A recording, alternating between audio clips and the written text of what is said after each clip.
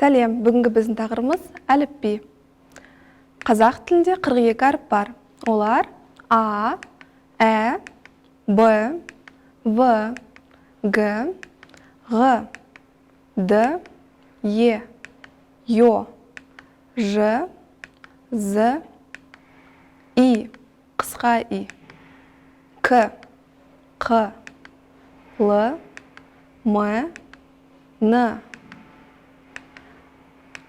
Ң, О, Ө, П, Р, С, Т, У, О, Ү, Ф, Х, Х, Ц, Ч, Ш, Ш.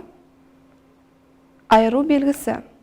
Ы, Ә, жіңішкелік белгісі.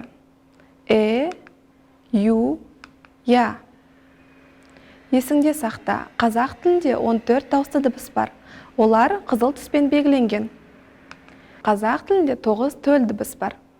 Олар Ә, әпке, пәтер, әке, Ғ, аға, ғалым, ғимарат, Қ, қант, қасық, рахмет, Ң, еңбек, өлең, сіңілі, Ө, көз, көше, көлік, О, ұшақ, алмұрт, мұғалім, Ү, гүл, күн, Үй, Х, қаһарман, жиһаз, гауһар, Ә, тіс, кілт, жігіт.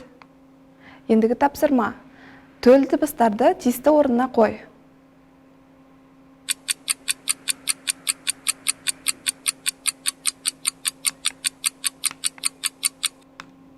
Өзіңді тексер.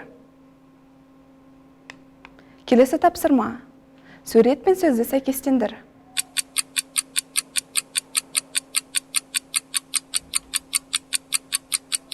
Жарайсың, өзіңді тексер. Осымен сабағымыз аяқталды. Сау бол.